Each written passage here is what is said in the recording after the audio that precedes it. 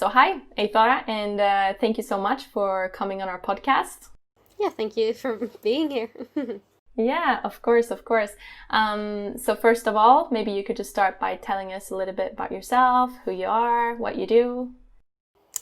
Well, I'm Eythora Thorsdottir. I'm a gymnast in the Netherlands, and I'm almost 22 years old.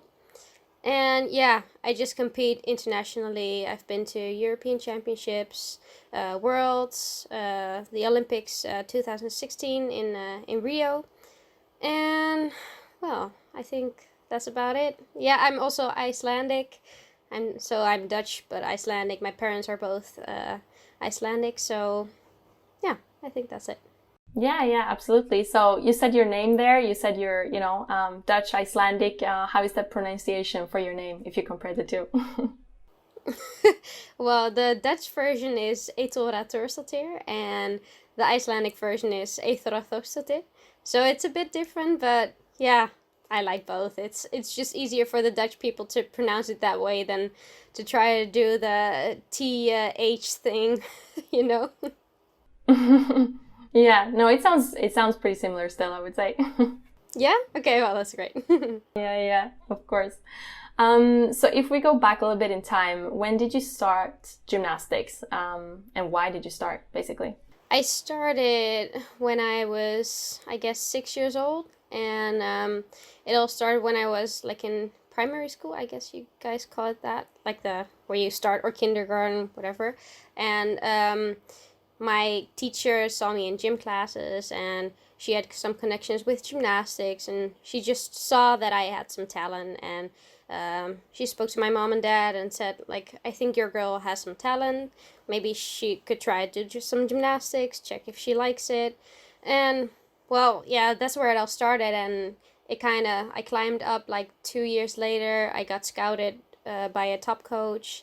And yeah, then it just started building up and just being a elite gymnast. So Okay. So you were quite young when you started then. Did you play any other sports or? I also did swimming at a high level. So at some point I had to choose to do swimming or gymnastics, but that was kind of later on, I guess. Maybe when I made the switch to elite gymnastics, I had to pick one of them because, yeah, you had to train like 30 hours a week for gymnastics, and yeah, that's just too much to combine that with swimming as well. Um, yeah, so I had to choose gymnastics. Well, not had. I'd love to do that. So Yeah, of course. So, you did gymnastics, of course, for a lot of years. When did you feel that, you wanted to become a professional athlete? You wanted to, make it as a gymnast? that's a difficult question. I think, when you're younger, I just started doing gymnastics, and I wasn't even doing elite gymnastics yet, but I already thought that at the level that I was doing gymnastics, I thought I could make the Olympics with that level. So I didn't really know what you needed to do, or in what kind of selection you had to be in. So I guess that's when the dream started. That's when I thought, yeah, I'm going to the Olympics. But yeah, later on, when I was scouted with a top coach, I guess I kind of figured out that I had some talent. And yeah, you never know how far you're gonna get, but when someone sees you have talent and you're also willing to work hard for it, then yeah, I guess it just starts rolling, and you get better and better, and then you kind of figure out that you belong in this sport and in the elite environment. Yeah, of course. So basically, you were just doing it, everything was going well, and then when you qualified for the Olympics, that's when you were like, oh, I can actually make it, I can actually do really well, or. Yeah, kind of. I mean, I was like in 2015, the year before the Olympics. I went to my first World Championships, so that's when it kind of made the point that okay, I'm like ready for the world stage. And before that, I went to European Championships and also the Youth European Championships. So when you get to go to international competitions to present your country, then you kind of figure out, okay, so this is what I want to do. This is my goal, to represent my country, and that's the main goal. And of course, just doing what you like to do and just having fun, of course. Yeah, of course. Like you said here, the goal was to represent your country. So you've been part of the Dutch national team since 2012. Is that correct, right? Yeah, that's correct. Yeah, so I mean that's for 8 years now. That's a very long time. If you would try to describe what does it mean to you to be able to represent your country, at this high level?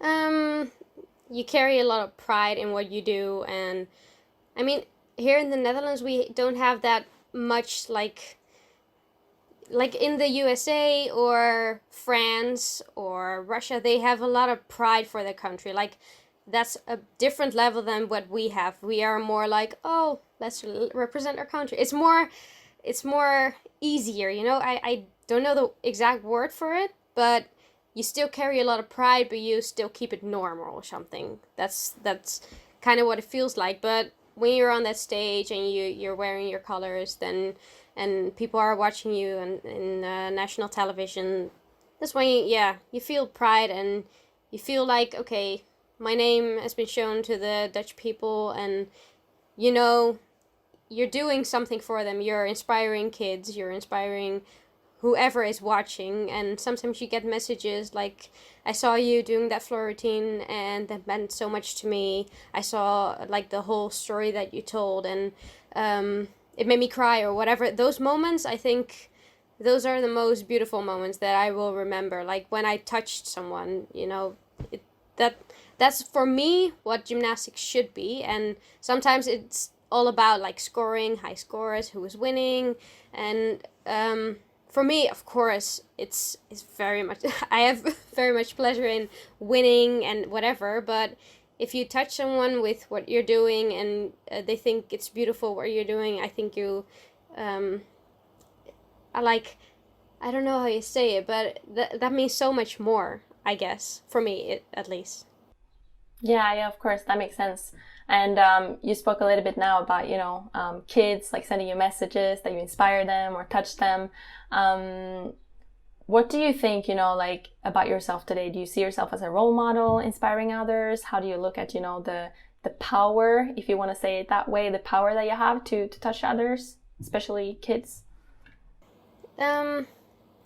Well, today I just think I'm a normal human being, and when I get messages from little kids like, "Oh my God, I'm such a fan of yours," then I think I'm just normal. I'm just like you guys. But I guess when you get those messages, you think, okay, I got a role that I have to consider and that I have to appreciate and use to do some good. When you're whatever posting something, post some positive energy, or whatever. If you make an Instagram post and someone is having a bad day and they see their idol posting something and it touches them, maybe you make someone's day better, kind of like that, I guess. But I still think it's very difficult for me to see me as a role model, because I feel like I'm just normal. Mm-hmm.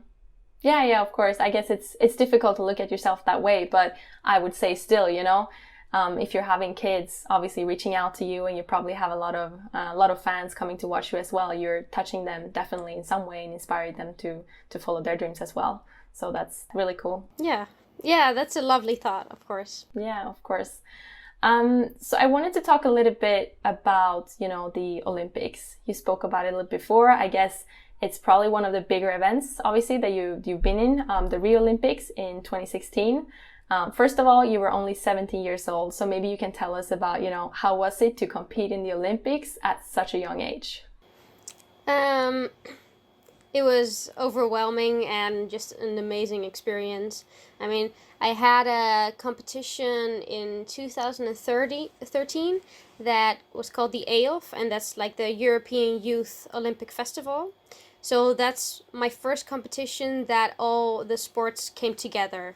And you got to see like swimming or hockey or whatever. And like some competitions that are like that, I love the most, because you get you get a glimpse of how they train or how they prepare and how they are. It's a different culture, and it's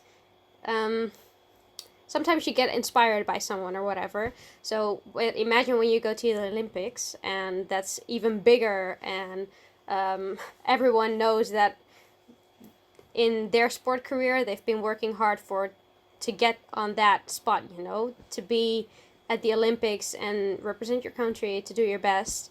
So of course that carries a lot of pressure as well. But I guess when I went on that stage and did my thing, I approached it as the same competition as whatever, when I'm at home in the Netherlands doing competition, because else you start to freak out, because you think, okay, this is such a big stage, this is what I've been working for in my whole life, but at the end of the day it's just a competition. Well, that's what you had to think. And now when I watch like YouTube videos back or something, I think, oh my gosh, how could I be so calm, Of course I know I wasn't like that calm, but I got to do what I had to do. And yeah, so that I'm very proud of that. I did that. And also like the village and all the things you get to do around it. It's such a big fun thing. And yeah, what can I say more about it? I don't know, you get to meet people as well. And yeah, I guess that's kind of it. Yeah, I mean, like you say, I can imagine it's more than just the competition. It's everything around it as well, right? I mean, obviously you did well. The team finished 7th in the team final, and you yourself, you went to the all-round final and finished 9th, which was the best placement for someone from Netherlands before. So that's, I mean, the result was good. And then on top of that, I mean, like you said, it must have been like a dream come through. Or is it something that you were thinking about since you were a kid? Or how did you feel about that? Was it the dream, to finally be there? Yeah, I guess so. It was a dream. I mean, at that moment, you're there like for 3 weeks or something, and time goes by so fast, and you don't even get to like see what you're doing. It's just after that you figure out, okay, I did that. And then, I mean, when I'm talking about it now, you're taking me back, but like for now, when I'm just doing my gymnastics, I kind of forget that I went to the Olympics and what I've achieved, because you're always working on the next goal, working on being better, learning that new skill. So we kind of tend to forget what we did and appreciate that more. But it was a great experience for my age as well, I guess. And it's also a very nice memory to know that I myself made history for the Dutch Gymnastics Federation, and as well with my team. And then on top of that, also we got the gold medal for Sanne Wevers on beam. That was also very amazing to have been on that moment and shared her happiness at that moment. And I guess that just completed the whole package. And of course, you always want more. So if I get to be so lucky to go to the next Olympics in 2021, then of course I want to be better than I was before. But of course, you never know what the rest is doing. There's also working very hard. You don't know who is coming up. So it's what I'm saying, you always gotta stay ahead of the game, and sometimes you forget to appreciate what you've done. Yeah, of course. That makes a lot of sense. And I mean, like you said, now you really get to meet and, compete against some of the best, or the best, the very best gymnasts in the world. I was looking at your Instagram and I saw this picture with you together with Team USA with, big stars such as Simone Biles. How was that, getting to meet these, big names in gymnastics? Yeah, that was very nice. We actually got to train a lot with them. It was in the year before, in 2015, when we went to Worlds. We were in the same subdivision when we competed together, so we got to train a lot with them as well. And with the team final, we got to see them as well. And it was very fascinating for me to see how they train. It was very strict. I mean, I don't know if you've seen the Athlete A on Netflix. Well, yeah, you kind of see that that was going on, but still it was an inspiration for us all. And yeah, I don't know, I've never been like a fangirl or whatever, but when you take a picture with them, you appreciate, like, okay, so I'm at the same competition as they are, so I guess, of course, they are very good and the top of the world, but I'm kind of getting a glimpse of, okay, I can kind of reach that level maybe, or try to be as good as them, and you're on the same page, you're on the same level in competition way. So that's very nice, and that's very inspiring. So would you say, like, has that inspired you, like, moving forward, being, 17, meeting these great gymnasts? Has that inspired you for what you did after the Olympics as well? Um, well, I don't think, no, I wouldn't say that. It was very nice, but it has never, it's just been a plus thing, I got to meet these people, and when you meet these people, they are the same as you. Well, not the same, but they are normal as well. What I said before, they're just normal people, and they're trying to reach the same thing as you're reaching, the best of what they can do.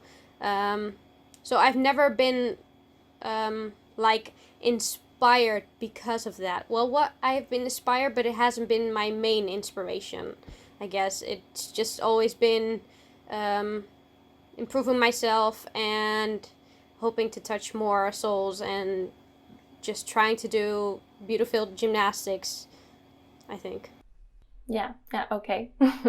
That makes sense too. I mean, it's difficult, I guess, to give a clear answer on that as well.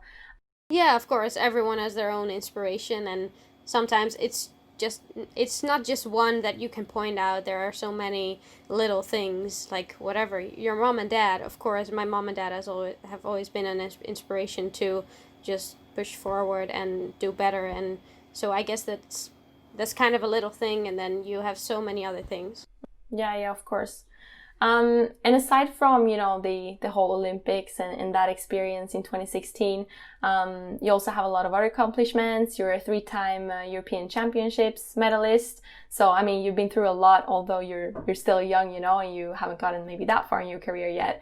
But how would you say that you measure success for yourself? Is it like awards? Is it, doing what you love? How do you look at that?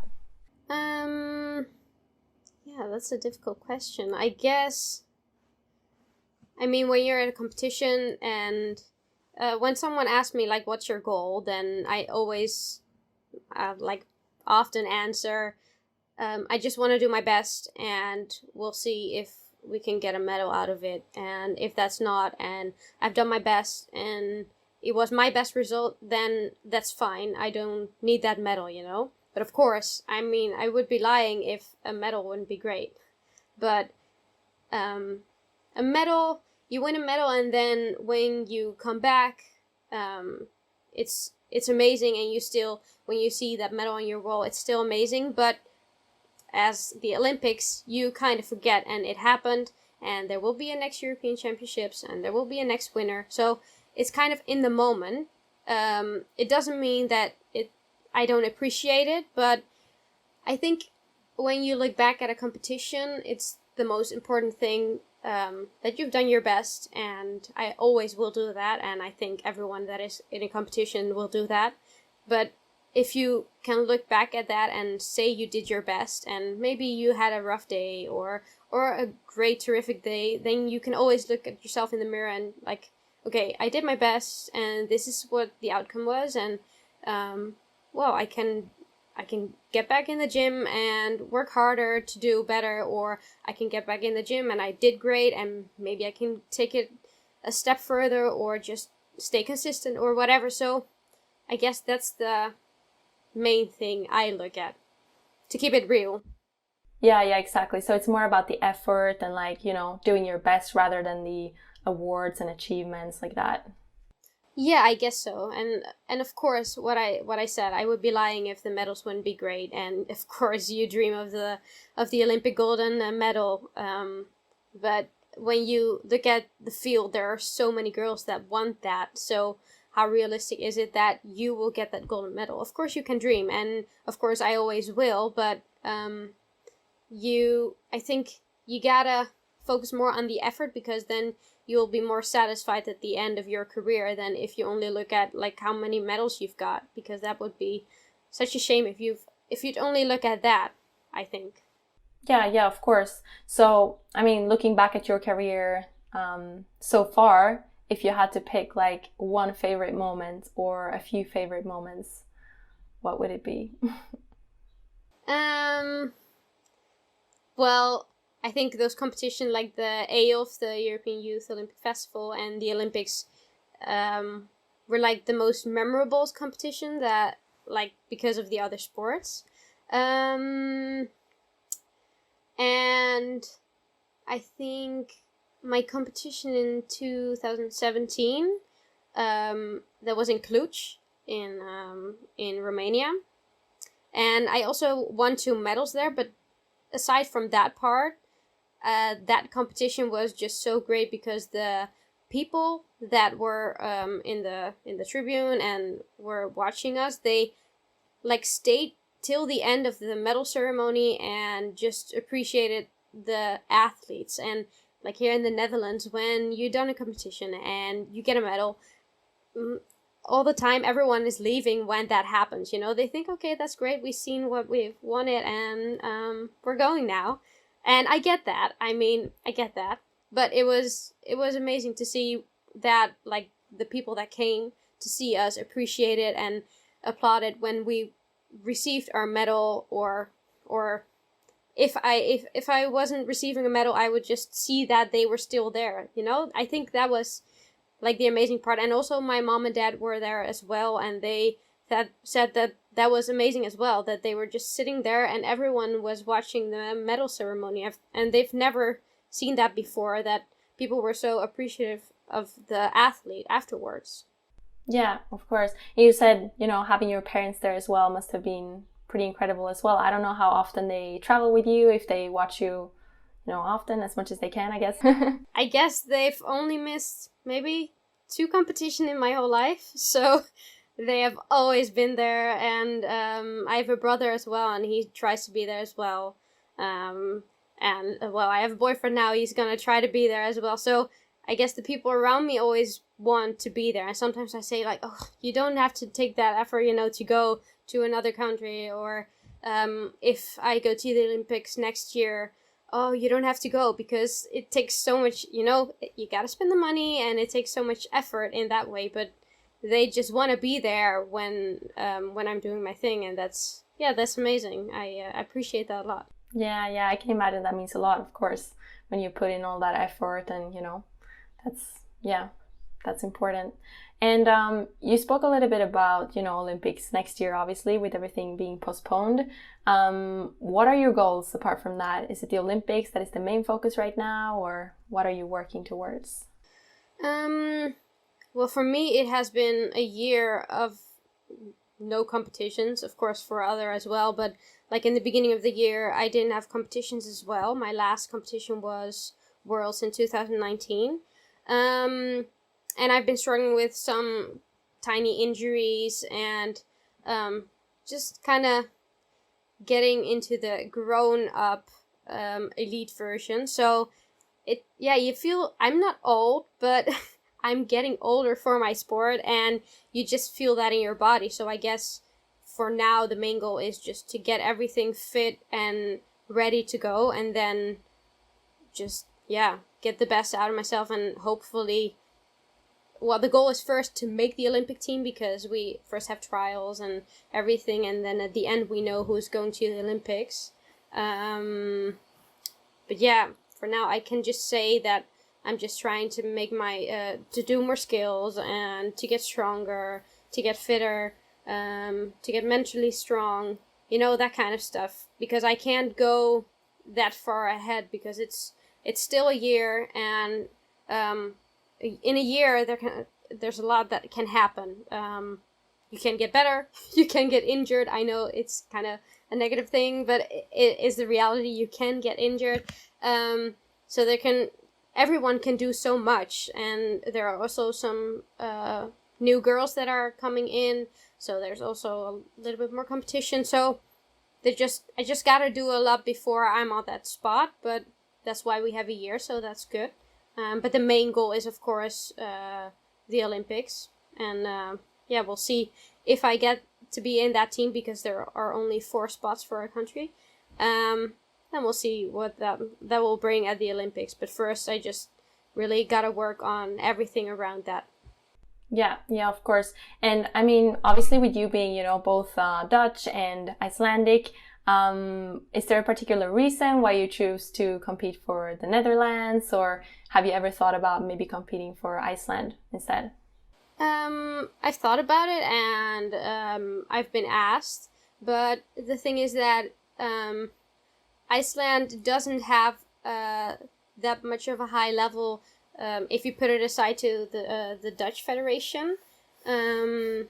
So I guess that's why I chose. I wanted the hard way. I wanted to work hard, and then when you achieve it, you feel. I think for me that means so much more than if I take the easy way and choose the Icelandic team. And I know that if I would choose that, it would be easier for me to go to the Olympics. I would probably have a spot right now if I would have done what I would have done last year. But yeah, what I say, I just want to.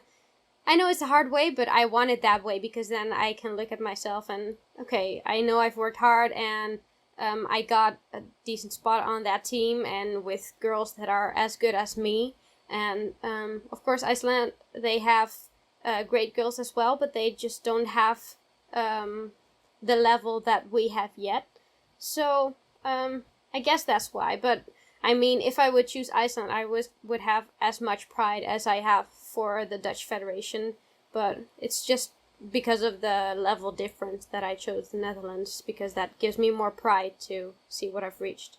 Yeah, and I guess also maybe like a little bit of motivation that you're having to make the team, in a different way. Yeah, as well. If you train with girls that are as good as you or even better, then you gotta push yourself to reach that level. And if you're just in the easy option, you think, okay, well, I'm good enough now. And of course you want to be better, but you don't see the level around you, so you don't get that push as much as you get when you're training with the same level. Mm-hmm. Yeah, of course. So right now then, I mean, Olympics was supposed to be this year, but instead we've been stuck in this COVID situation, unfortunately. How has that been for you? I mean, how have you been dealing with, I don't know if you've been in quarantine, if you've been able to practice. You said you had an injury, so how has this period been for you? Well, for me, it was like 2 weeks before we had to go in quarantine. I bruised my ribs during practice, so I couldn't do anything in training. I mean, I tried to do some stuff, but it didn't work as well as I wanted it to work. So when the quarantine came, I had to take my rest. Even if the quarantine wasn't there, I just had to take my rest, so I couldn't do gymnastics anyways. So that was kind of like, okay, so everyone is sitting down right now, so I'm not gonna run as far as behind as I thought. So that's how the quarantine time started, but then I guess like 2 or 3 weeks later, we heard that the Olympics was postponed, and well, that gave me a kind of a relief, because I mean, I hadn't been training for 3 weeks, or at least 2 weeks of non-training and only just taking walks, and then just taking my bike for a ride. And after that, I started building up with my strength coach, just in my garden. And but that's of course it's not the same as when you are in the gym, and it's such a different intensity level. Yeah, so for me, it was better that it all came out that way. It's kind of, yeah, it was a weird situation, but for me, it was good, Yeah, it gives you more time to prepare, I guess. It wasn't the best timing with your injury and everything.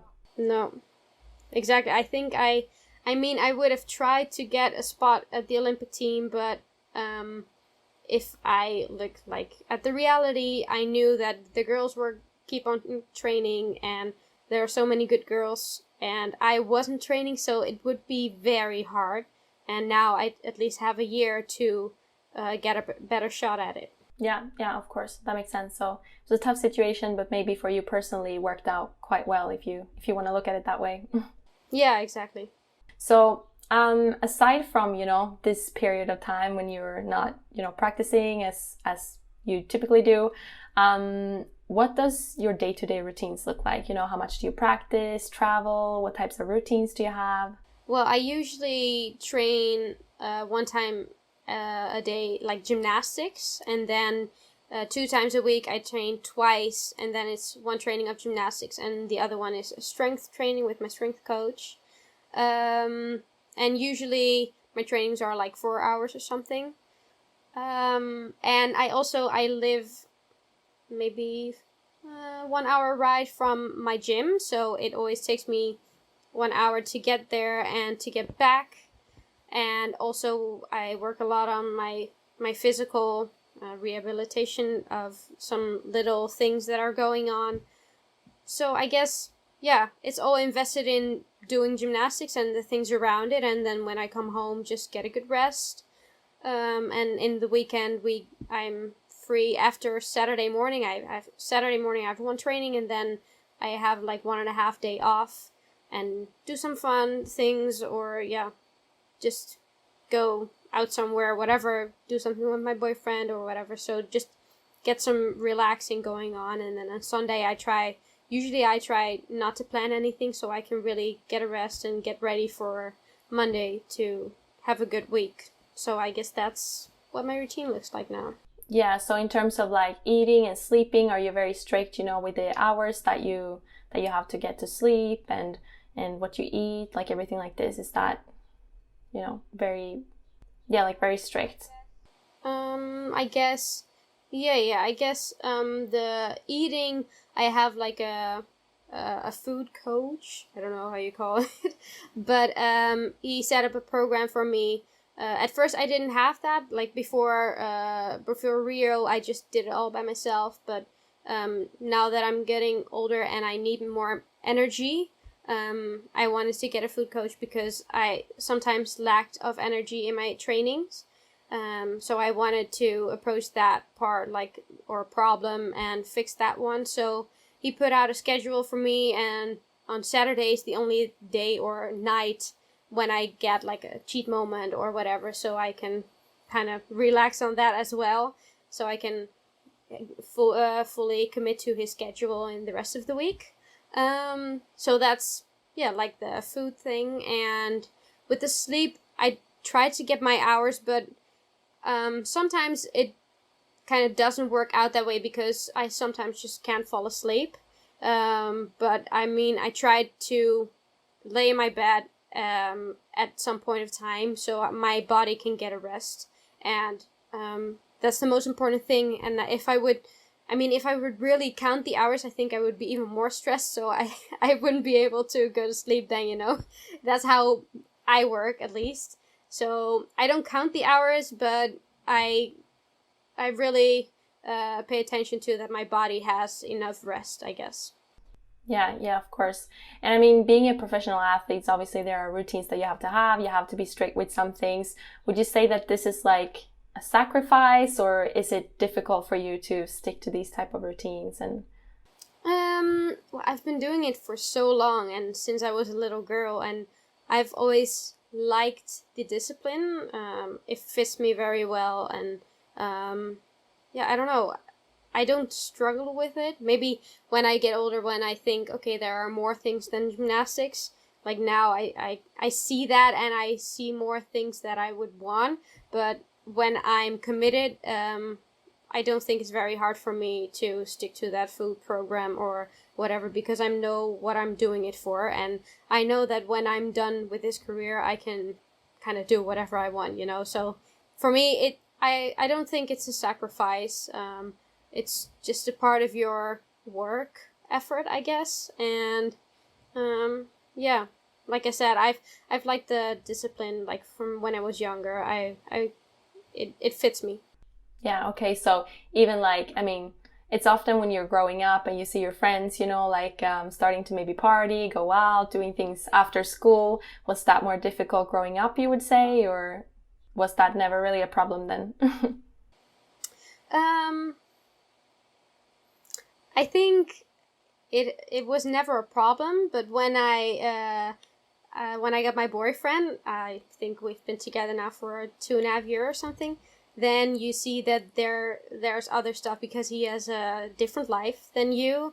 Yeah, he's not a elite sport or whatever. Sometimes he doesn't even do any sports, so it's such a different life. But it gives you sometimes another approach on life, and it's not negative. But you see that there are other stuff like whatever, friends and partying, and that's great. But I think, I mean, if I have a week of vacation, I can do that and just be a part of that and get a glimpse of that. And then after, when I'm done, I can get that if I want to, you know? I mean, some people say that you gotta take the parties when you're young or whatever, and I mean, you miss out on all that, but I've never felt it that way because I didn't know it before. I've never done that, so I didn't miss it because I didn't know it. So I guess when I got my boyfriend, I saw those things and I kind of started to want it, but because I know what I'm working for, it isn't that hard for me to set that aside, I guess. Yeah, and you're also getting to experience a lot of things that I guess a lot of people could only dream about, you know? Yeah, of course. It's such a different life, and sometimes it is difficult, of course. It's not all always very pretty or whatever, and sometimes it is you come home crying or whatever from a bad day, but the next day will be better. And I have that in my gymnastics, but other people have that in their work or I don't know, with their friends. You know, everyone has their own experience on things, and I'm doing something where you're saying what not many people get to do. So that's I appreciate that a lot. So, and like you said as well, I mean, obviously being a professional athlete has a lot of advantages. You get to experience a lot of good things, but also, you know, there's a lot of bumps on the road, I guess, or however you want to say it. So if you're looking at challenges, you know, that you've been faced with, what would you say has been the most difficult challenge for you so far in your career? well, I guess my biggest challenge sometimes was myself. That sounds kind of weird, but sometimes I wanted more and put a lot of pressure on myself. And when I do that, things just get harder instead of just doing what I love. Just go to the gym, get some work done, and don't put so much pressure on yourself because sometimes that holds me back, you know? So that has been, like, sometimes it has helped me, push me forward. So it has been a pro, but it has been a big con as well. Like when I had to do something, if I didn't do it, I would be so devastated that I didn't do it the way I wanted to do it. So I guess that is like the biggest part, and I think many people have that as well. I guess. I mean, it's normal if you want so much and you want to push yourself. That's a really good thing because that's what keeps you going. That's what brought me so far in this elite level gymnastics. But it also puts so much pressure on yourself, and sometimes you think, okay, people want to see more, and people don't know the story behind all the work. So what they see, and if they don't see like the great version of me, but the lesser version, then you think, oh, I can't do that, you know. But I mean, people will forget, and it's you have to live with, you know. So I guess that's what I'm trying to say. Yeah, of course. So, I mean, I guess, how have you dealt with that? You know, always wanting to, I guess, being kind of a perfectionist. Is that how you've been? I mean, how have you dealt with that and trying to overcome, you know, these thoughts of everything having to be so good every single time? Yeah, I think my coach and I have really been like taking that well, problem. I wouldn't call it a problem, but challenge, and just talk about it. And sometimes when I put a lot of pressure on myself, he also wants like more for me, but then he says, just don't do that, because when you do that, you put a block on yourself and you can't go forward. So it's holding you back instead of what you want, pushing you forward. So just enjoy gymnastics, because it's not, if you're not doing it and you're not happy in the gym, what are you doing it for? So you just gotta go to that happy place, and that's where you start growing eventually. And sometimes it takes a little bit more time, but eventually it will, if you're doing it from that place. And if you're doing it from frustration and I want to get better and I only want to do so well at competitions, and you're just pushing yourself down because you're not getting there and you want to get there, it just becomes so much. And I think my coach, and of course just when you go home and you talk about it with your parents or whatever, just the people around you give you a reality perspective.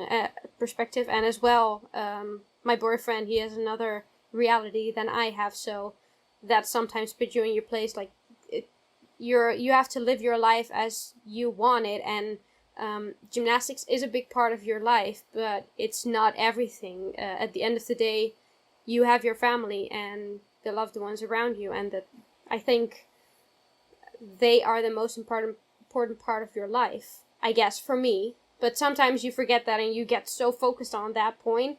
But I think it just has helped me to put it in perspective and see the reality, and just being happy, that's like the main point, and caring for the loved ones around you, that's so important. Yeah, so kind of getting the reality check and, seeing there's more to life than just gymnastics, I guess. Yeah, of course. And of course, sometimes, I mean, I have been working for this for my whole life, so it's normal that you get so focused on it, and it's okay.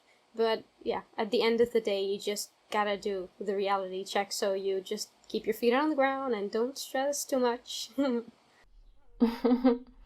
And what about injuries? Because, I mean, you were injured now this year, and I know you were injured in 2018 as well with your, I think it was broken hand. So what about those injuries? Like, how did that impact you? How did you come back from that again? Well, yeah, in 2018, I broke my hand like the last training before we had to go to the European Championships.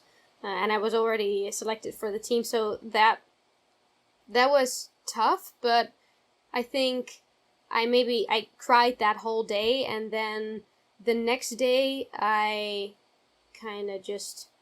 was just neutral, and then after that I started, okay, I mean, I can dwell on it and just think about how sad it is that I'm not there and whatever, but I can also just look forward and start my rehabilitation as well as I can, and just work hard on the other stuff that I can do, and then just see how far I can get for the next competition. And of course, when you look at that competition, and they did very well. They won the bronze medal at the European Championship with the team, so that was kind of like a sad moment, but also very proud of what they did. But you realize, oh, I could be there. And well, it was nice. I remember that I watched it with my boyfriend, and he just he was really there for me. So that was nice to have someone to hug, because he knew the hard work you have done, and then to miss it out on like one day, that was very sad. But after that, I also just continued to be positive, and that's what I have always done with injuries. Just keep forward and keep moving forward, because if you're looking back, you're always just staying in your place. You're not doing anything. And I mean, okay, it's sad that it happened, but if you stay at that place, it will forever be sad, and you don't get to grow, and you're just keeping yourself from growth and getting to the next moment, because there are so many moments that you can get to. So that's what I've been doing. And of course, I mean, I say this and it sounds easy, or I don't know if it sounds easy, but it is not that easy. Of course, you have some days that you think, well, that was not great, and why am I doing this? This rehabilitation takes forever, whatever negative thoughts you think of. But yeah, you will have those days, and you have just to get through those, and then keep moving forward. Just do the next thing. Yeah, and I mean, doing gymnastics, you obviously put a lot of pressure on your body, you know, in different types of ways. Have you ever been like scared of, you know, injuring yourself? No, thankfully not, because I think that would make the sport so much harder to do.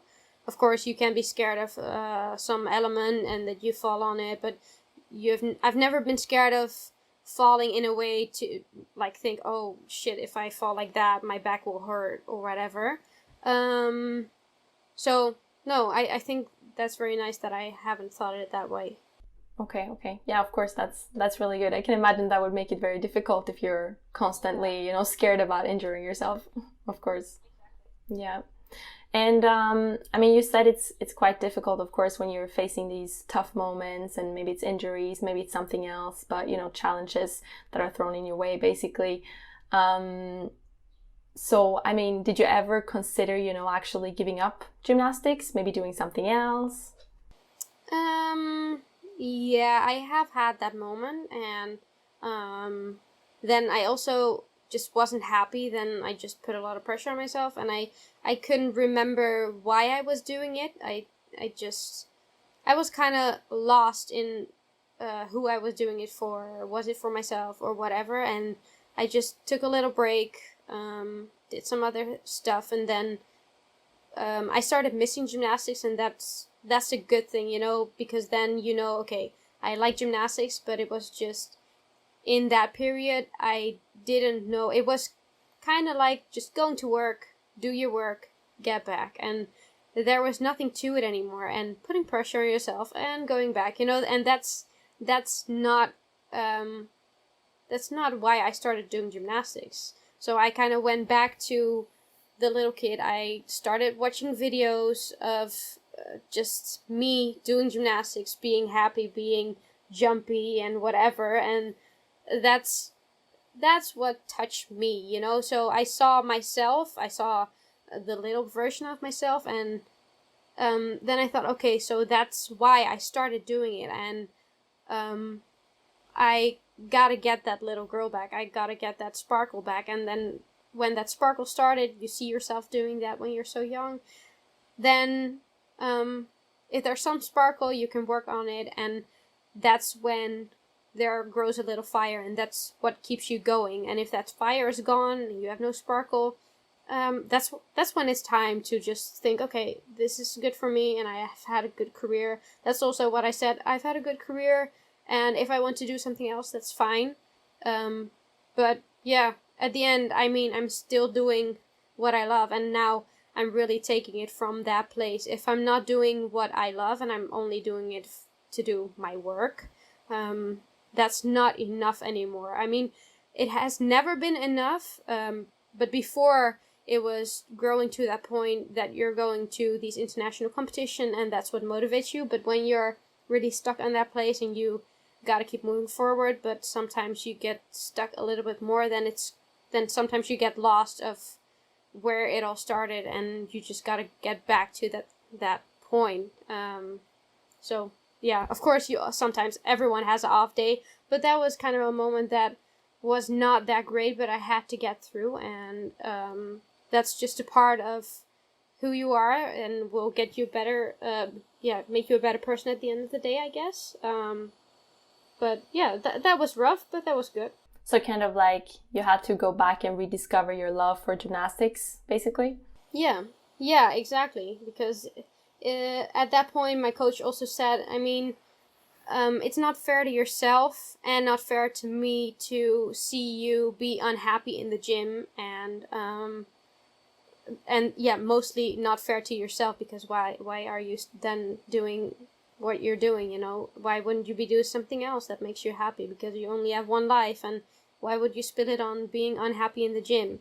So that's great that I rediscovered that, and if that ever happens again, I hope not, then I hope I will rediscover that, and if that doesn't happen, then it's time to move on, you know? So it's not a bad thing. It's just evolving and making yourself a better person, I guess. And that's not always fun, but it's part of life. Yeah, yeah, of course. So when you were growing up, I mean, what was your biggest inspiration or motivation to, start practicing more, training? What inspired you? I think when I really knew that when I was at elite gymnast level, then I watched like a Russian gymnast and watched videos of her, and I thought that inspired me. I think her name was Aliya Mustafina, and I think she is still known in the gymnastics world, and I think everyone thinks she's beautiful, and that was my inspiration back then most of the time.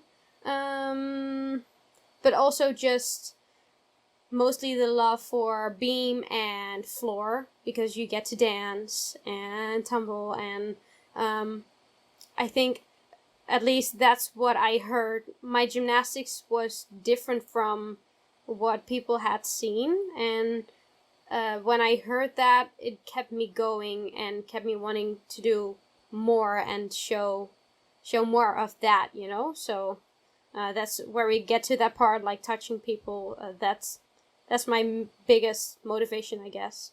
So that's kind of what motivates you still today, this touching people and doing something differently, bringing something different to gymnastics. Yeah, I think that's the biggest motivation. Of course, it's always nice when you learn a new skill in your training and put up a new routine and get to do that in competition. But I think my favorite thing is on beam and floor, when there's a story behind it, or you make beautiful movements instead of bars and vault that are great to do, and when you do a big skill, you're so proud of that you've done that. But for me, because I study performing arts as well. I'm taking a break now because of the Olympic year, but that's what I love to do. I love to dance, I love to sing, act. So when I do that in my gymnastics, that combines it, and that's like the thing in me that keeps me going. Yeah, I was gonna say that you study as well, performing arts. So I guess that goes along pretty well with the gymnastics that you do. So have you ever thought about, what you're gonna do after gymnastics? Would that be something along the lines of, singing, dancing, or? I thought of that, and when I was younger, I always thought I want to do musical, and that's just what I want to do, and there's nothing else. And well, now I really have love for musicals, but I've seen how the world is, and that it is a tough world, and it's like my gymnastics life. It's so much work, it's so much effort, it has so much pressure on your body. And the thing is, do I want that after my career? I don't know that yet, but maybe I do. I mean, I'm not saying no, but what I'm saying is that when you're growing up, you see how the world works, and you're thinking, okay, so what do I really want to do after that? So, maybe I really want to stay in the entertainment business. So, I don't know. I'm just keeping my options more open and not only focusing on musicals. So if it would be in the TV world or whatever, kind of just in the entertainment business, I think that that is what would make me happy. But you never know what opportunities will come on your path. So I'm just keeping my options open. And after the Olympics, I'm still gonna finish my my study. So I just have that degree, and then we'll see just what the future brings. Yeah, of course. Do you think, I mean, whenever you finish your career, do you think you are still going to be involved in gymnastics in some way, maybe coaching, or is that an opportunity maybe? Well, that could be. I mean, I would never say no, because I've been in the world in that world so long, and it has taught me so many things. And I mean, I think I can teach the girls some things that I've learned. but I think it would not be my first option. But it's good to have as a second thing, or if it doesn't work out, or you still think, okay, maybe that is what I want to do. I think it's a good. It's not a backup. That sounds too negative. I mean, it is a backup, but not a bad backup. It has been in my life forever, so I would never shut it really out, I guess. Maybe you're looking to, do something different, I guess. If you have other interests on the side of gymnastics, maybe trying something that's different from the life you've been living so far. Yeah, I think so. I mean, you have one life, and why not try different stuff if you have more talents, or if you have more interests, and just try that before I would go back to the thing I know. Yeah, of course. And I mean, like you said, you've been in the gymnastics world for such a long time. And what impact would you say that gymnastics, or I mean sports overall, has had on you, or had on your life so far? What has it taught you? Well, I think it mostly taught me discipline in a good way. I've never felt it as a bad way, but just I got, I think, easier through school because I had gym. Then I had to go home, or on the way home I had to do my homework. I really had to do my school so I could do my gymnastics. And if I wouldn't have done that and I would just be a normal student, that would be fine as well. But I think I wouldn't have that discipline, but you never know, of course. But I think that was great for me. I like that a lot, and I think that was a great quality that gymnastics has taught me. And yeah, I don't know. I think discipline has so many aspects in it, and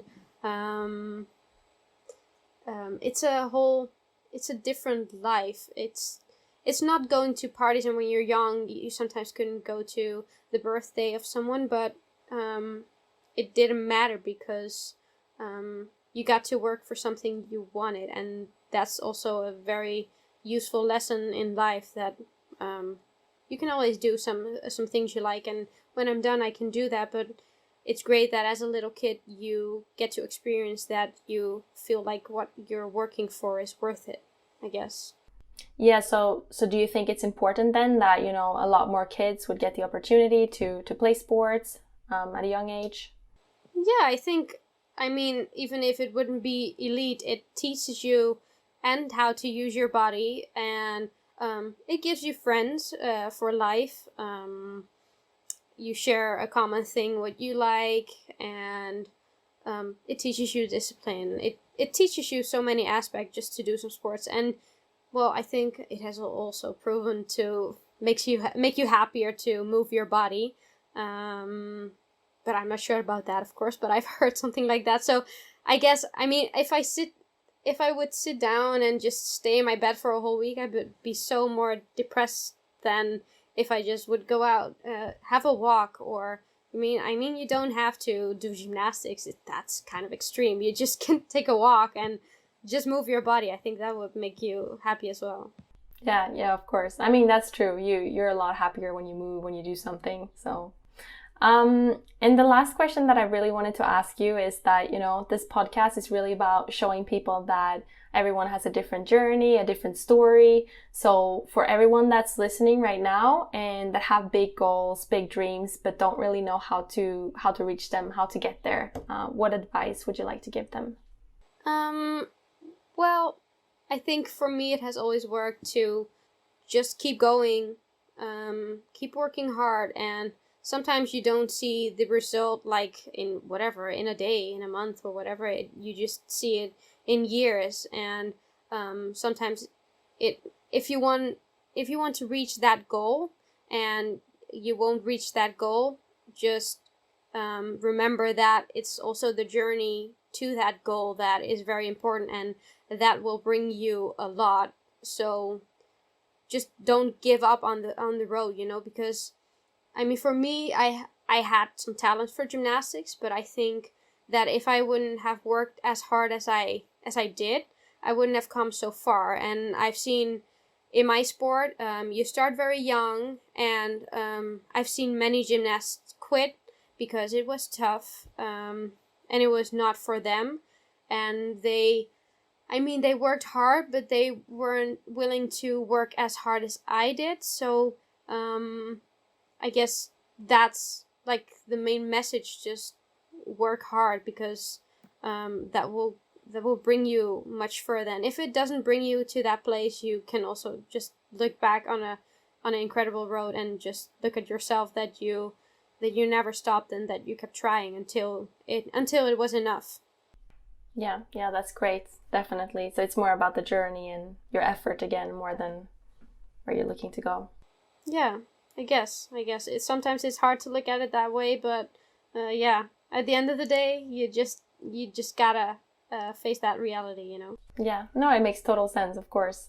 And if someone wants to, get in contact with you or maybe follow you and your training competition, where's the best place to do that? Well, I guess my Instagram is it's just my normal name, my Eythora. That's where they can follow me, and I have also an athlete Facebook. But those two things are kind of my main platform where you can follow me or send me an email or whatever. Okay, perfect. Well, we're gonna put the links as well in the description, so people can go in and check it out. Great, thanks. Yeah. Well, again, thank you so much for coming on the podcast. It's been very interesting to, hear more about your story and what you've been through. And we obviously wish you all the best of luck in your future training and in your future competition, and hope to see you in the Olympics next year. Well, thank you so much. And I like the podcast as well. I mean, you have such a great concept, and to show people the other side of an athlete. So thank you very much. Thank you.